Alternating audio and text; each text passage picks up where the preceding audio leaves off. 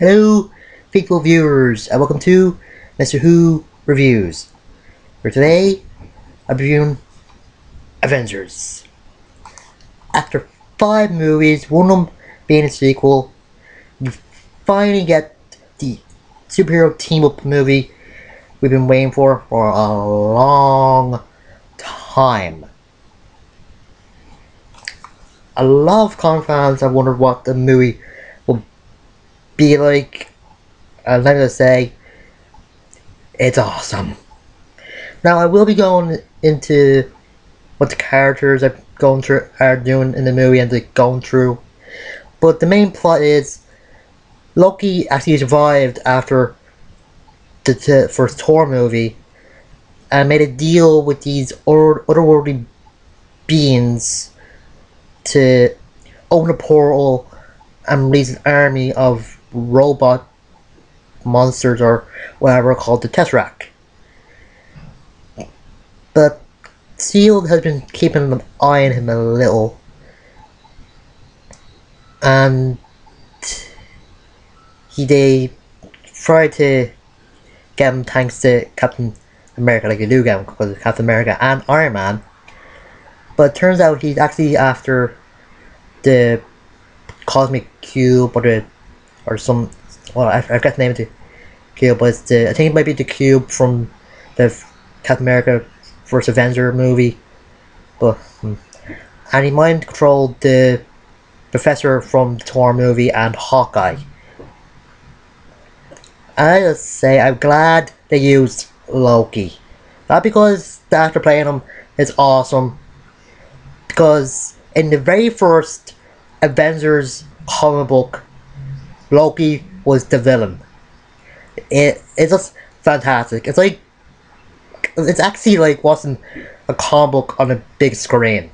Well, not the same story, but it's just fantastic. Now, if the Justice League movie has Starro the Conqueror in it, it'll just be great. It'll be a good way to introduce Aquaman if the Justice League movie is out before the Aquaman movie.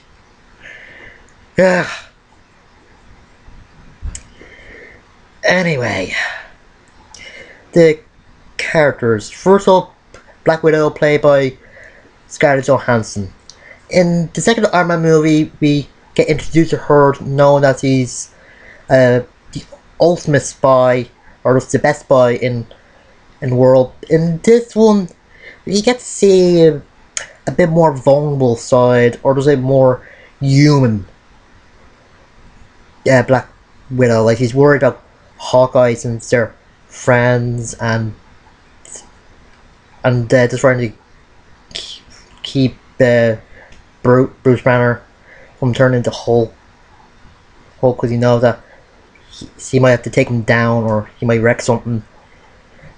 And say they're good. Like Scarlett Johansson is good as a part in this. Like, she was good with the spy stuff, and she's very good with the emotional stuff in this. And we have to find out that before she joined SEAL, she used to do some dirty work for the KGB or some other Russian secret organization. But Tony Stark, he's kind of the same as he was in the Iron Man movies. He kind of butts heads with Captain America at some points, since his father wanted him to be like Captain America or something like that. Near the end, he faces his own mortality when he goes into the portal to Tari's home world or somewhere like that. And we get to see what happened, or just the aftermath of what happened in the third Iron Man movie. I'll get to that when I get to that. Just good. Thor, played by Chris Hemsworth, still kind of the same. Like, not as the same in the Thor movie, but he just wants to help his brother. Like, he thought he was dead and trying to get him to give up on his quest to either rule the Earth or Asgard,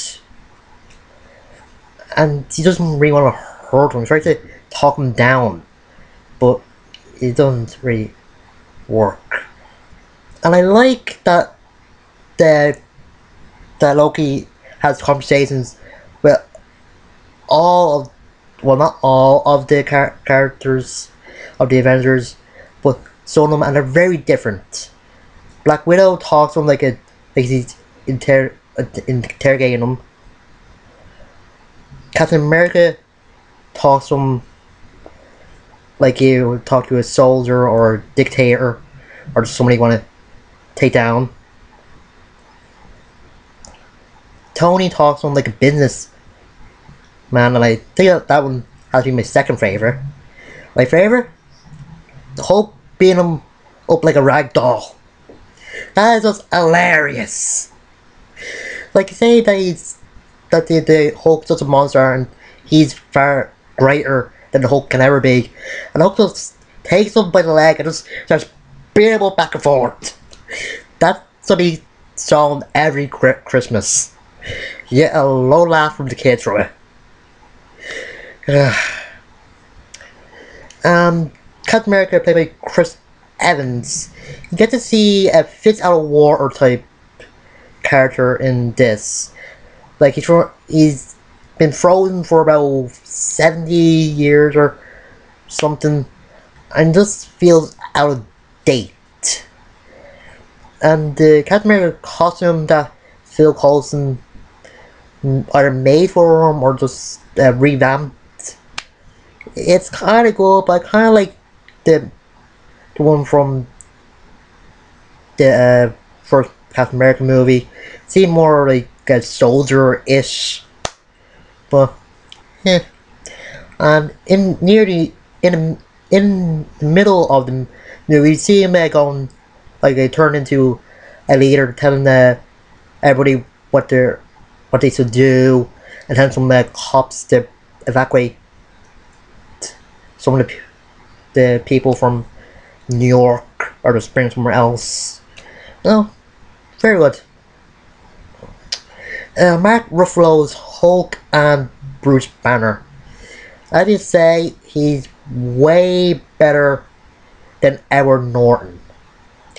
Like, you can see the outcast, the scientist within him, all the stuff that, well, I won't say Edward Norton did bad, because he did go with the outcast thing, but not really a scientist.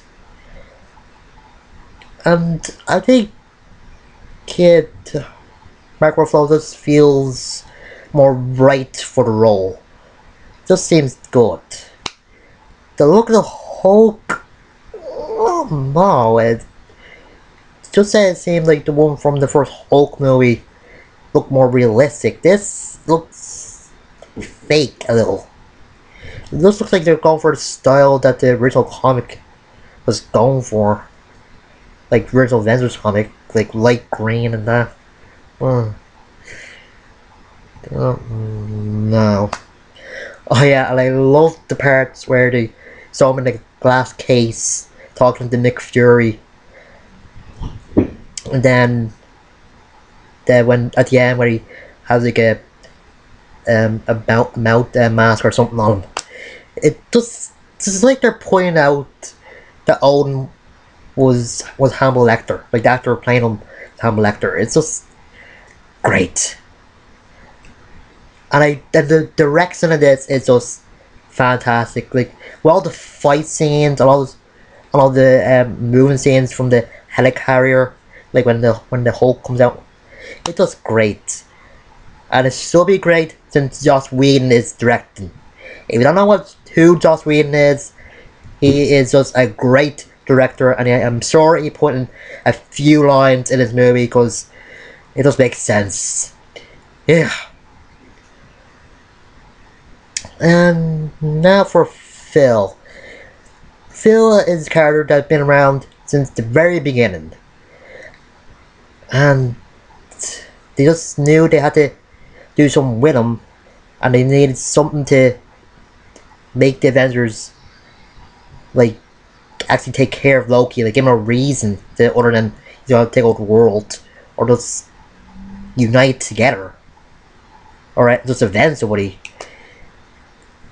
Yeah, they kill him off, and in kind of a good way as well. But this, now if you seen the first season of Agents of Shield, you know that they didn't kill him off. But if you want to know how they brought him back, I insist you buy first season of Agents of Shield. Get in your local record store or HMV. I don't know the price, but I'm guessing it's $24.99. Get it, or you'll never understand the Marvel Universe. The music is good as well, and I think the costumes and that are just good, especially for Thor and Iron Man. I don't know if that's the Mark 6 armor or Mark 7, but and the teaser trailer, or no, the post credit scene with Thanos is just great. I mean, we just know after seeing that it's something big is gonna come, and there are some funny lines in this where Thor is defending Loki, and then Black Widow says that he killed about 1 million people or something, and then says he was adopted. I mean, Nick Fury mentioned flying monkeys and Thor didn't really understand, and Captain America, that he gets that reference. It's just so funny, and it's just proof that Joss Whedon that did put some lines into this. It doesn't seem like the type of lines he will put into the movie. This is such a great movie. I give this a 10 out of 10. I can't wait for Age of Ultron, and yes, I'm doing these videos because of that. But